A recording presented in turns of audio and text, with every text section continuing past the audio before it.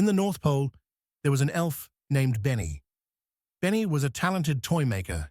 He made beautiful dolls, cool trains, and colorful puzzles. But lately, Benny felt tired and bored. Every day seemed the same. Cut, hammer, paint, repeat. Benny looked around the busy workshop and sighed. Why do I work so hard? I'm just one elf among hundreds. Does what I do even matter? Santa Claus noticed Benny's drooping shoulders and weak hammering.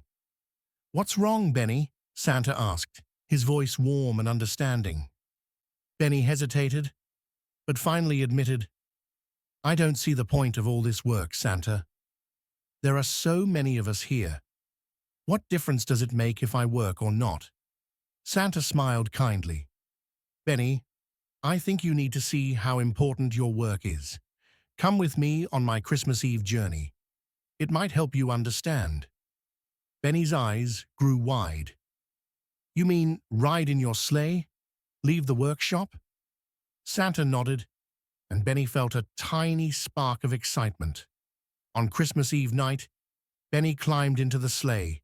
The reindeer jingled their bells, and the big sack of presents shimmered in the moonlight. Benny felt the cold, fresh air on his face as they soared into the sky. Soon, they landed quietly on a snowy rooftop. Santa and Benny tiptoed inside a cozy home. Santa gently placed a gift under the Christmas tree. Benny held his breath, thinking, this is one of the toys I made.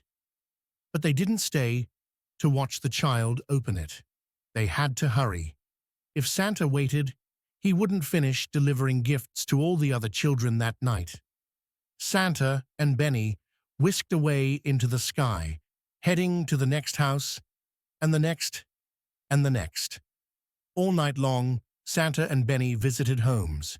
Each time, Santa carefully left presents under twinkling trees. Benny recognized the wrapping of his own wooden train sets, dolls he painted, and puzzles he put together. Even though Benny didn't see any children opening their gifts in person, he started feeling a warm glow. He knew that by morning, children all over the world would wake up and smile at the surprises waiting for them. They finished just before sunrise. Back at the North Pole, the workshop was quiet. Benny felt tired, but not bored this time. He felt curious. Santa, he asked, can we see if the children liked their toys? Santa chuckled and lifted the lid of a large, shining crystal ball. This is my magic Christmas crystal, he said. Look inside. You'll see what happens when the children wake up. Benny eagerly peeked into the crystal ball. He saw a little boy excitedly unwrapping the train set Benny had created. The boy's eyes sparkled with joy as he ran it along the floor, making choo-choo sounds. In another home, Benny saw a girl cuddling a soft doll he made.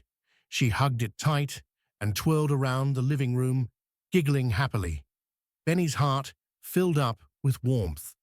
Then he saw a family gathered around a puzzle he put together. They laughed and worked as a team to fit all the pieces. This simple toy brought them closer, and that made Benny smile. All over the world, children were discovering the gifts Benny and the other elves had created. Even in homes with few decorations, the toys brought cheer and hope. Benny realized, my toys really matter. I might be just one elf, but my work brings happiness to children everywhere. From that day on, Benny worked with a bright spark in his heart. He was no longer bored or feeling dull. He knew that every little tap of his hammer helped make a child's Christmas special. As each year passed, Benny remembered the night he flew with Santa. He remembered how he felt seeing the children's joy through the crystal ball. He never doubted his work again. He knew he was part of something big and wonderful, something that gave children around the world a reason to smile on Christmas morning.